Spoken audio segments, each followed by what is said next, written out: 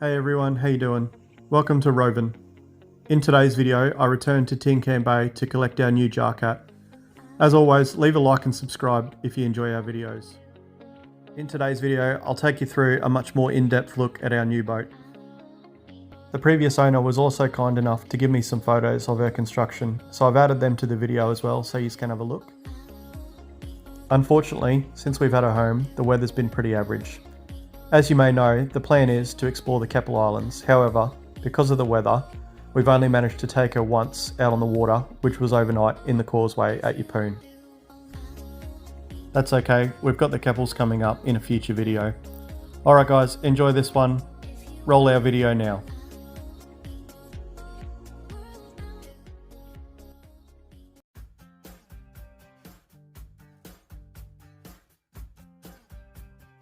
If you watched our last video, you would know that we travelled to Tin Can Bay to take her for a test drive. As a result of that, we did end up purchasing Lilly, and now she's finally made her way home. After sorting a few things at home, I made my way back to Tin Can Bay to collect the boat. The tow went pretty well, but there was a few minor issues. Okay, quick stop, a little bit, an hour onto the road. Just had to make a modification. Some duct tape down on the edge here. Just noticed that the other side, just with the breeze, had pulled one of the screws out unfortunately, so just there, bit of a bugger. That's alright, quick fix, and we'll hit the road. Alright, so we're making the trek back to Rockhampton, towing the boat. It's a very bumpy road at the moment from Tin Can Bay through to Maryborough. It's a bit of a joke at the moment, to be honest. This is probably the worst stretch. Apart from the bumps, the only other minor issue I had was because of her length, there was quite a bit of wind buffering. Officially, she's a 6 metre Jarcat, however, she is technically 6.7 metres. Being a cat, she's exactly 2.5 metres wide, which is still road legal in Queensland. If she were any wider, I certainly wouldn't fit her in my side access gate. Managed to fit it in our tiny little gate. There's the car. Down the laneway.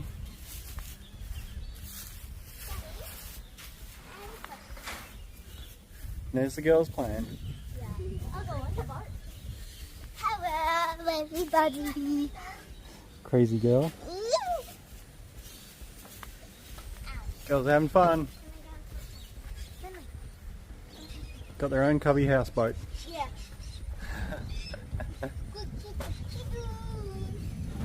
The hard part's now over. We finally got her home. So the original owner and builder of Lilly also allowed me to have some of the photographs of Lilly being constructed. Lilly is a 2021 build custom Jarcat 6. She was built from marine ply coated in epoxy. I was told the total build time for Lilly's construction was around about 9 months.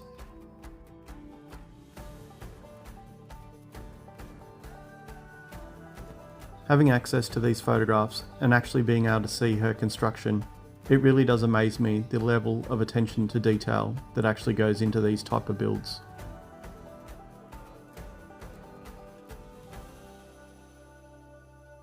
It's not seen in the photographs, but during her construction, the bow and the aft bulkheads were filled with expander foam as an added safety feature.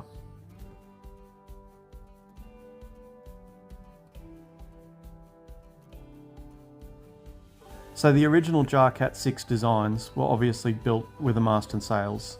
However, during her construction, there was obviously a few changes made. Jarcats were built with a flat transom, however, part of Lilly's design was the alteration to allow the fitment of rear steps. Subtle design changes, like the rear steps, are really well thought out. They do make it a lot easier to get on and off.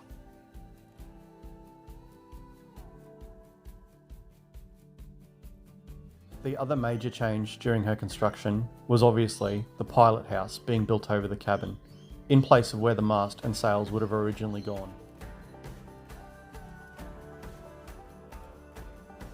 The pilot house being built over the cabin is probably my favourite design feature. It really just gives you a whole new level of extra comfort and keeps you out of the elements that little bit more. It does also give it a different presence on the water and really makes it unique.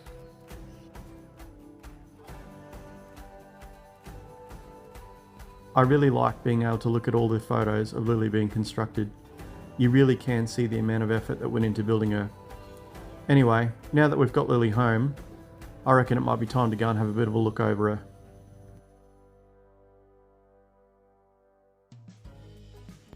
Alright, it's time for a bit of a walk around. Everyone can check her out and we'll go over some of her key features.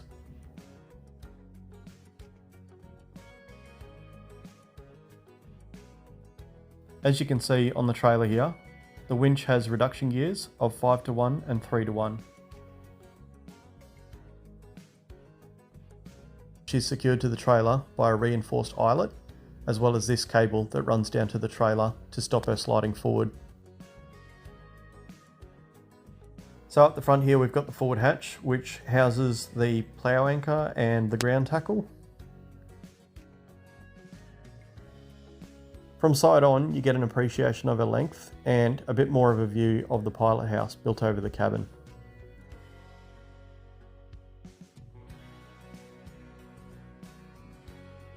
And if we move down to the stern, you can see the rear steps as well as a foldable boarding ladder.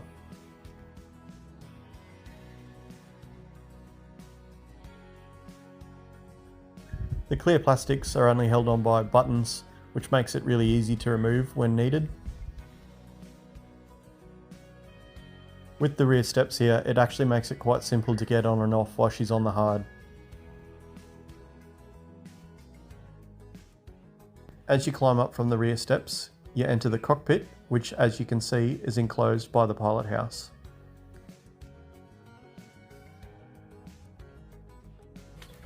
Looking to the rear, she's powered by a 30 horsepower Tohatsu outboard with 2 underfloor fuel tanks, 1 in each hull.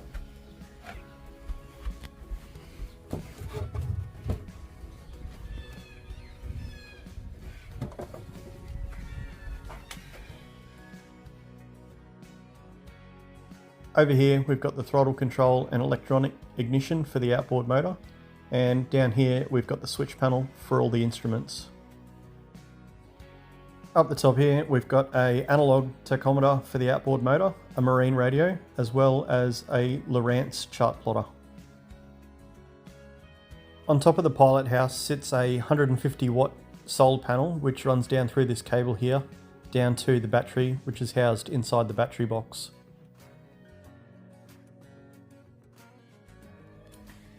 Righto, so the kids have been playing in here, so it's a little bit messy, but this is actually a double bed laid sideways in here. I've got the fridge up there. These are actually the cushions that go outside on the cockpit. They all button on there. We just put them in here for safekeeping and storage, but yeah, that's actually a double bed all the way to the edge. Extra storage in there. Heaps of room for everything. Small little butane cooker down there as well. Down in the hatch you'll see down there, that's actually filled with expander foam all the way to the front of the boat, same on both sides. Got curtains in here, heaps of storage. We've got everything connected down to this battery system down the bottom here. King's solar charge controller runs the batteries. From there we've got a heap of little bits of storage. This is actually a table, it actually folds up. The fridge is in the way at the moment, but it will actually come all the way out to here. You can sit there. That's about 1.2 meters long, that table. So down underneath here, so much storage, it's ridiculous. All the way back, more fuel tanks, all the safety equipment. And that's the same on the other side. We've got the same on the other side in there, heaps of room. Heaps of storage all the way to the back, and then right at the back at the bottom also filled with expander foam. So I love this. This is one of my favourite things, how the wood's all been moulded together to create that beautiful curved cabin look.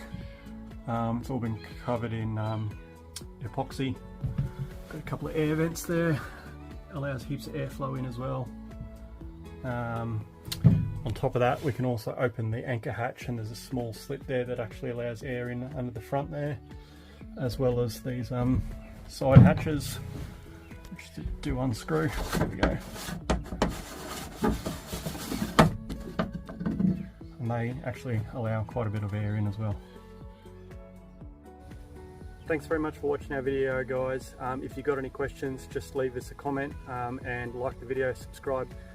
Stick around for our next video. Hopefully we'll get out to the Keppel Islands. The weather's been foul since we've had the boat back, so we haven't really had much of a chance to do anything, but that one's going to be a cracker. Hopefully we'll have some really good drone footage of that video as well. Thanks very much again. As always, roll our video now.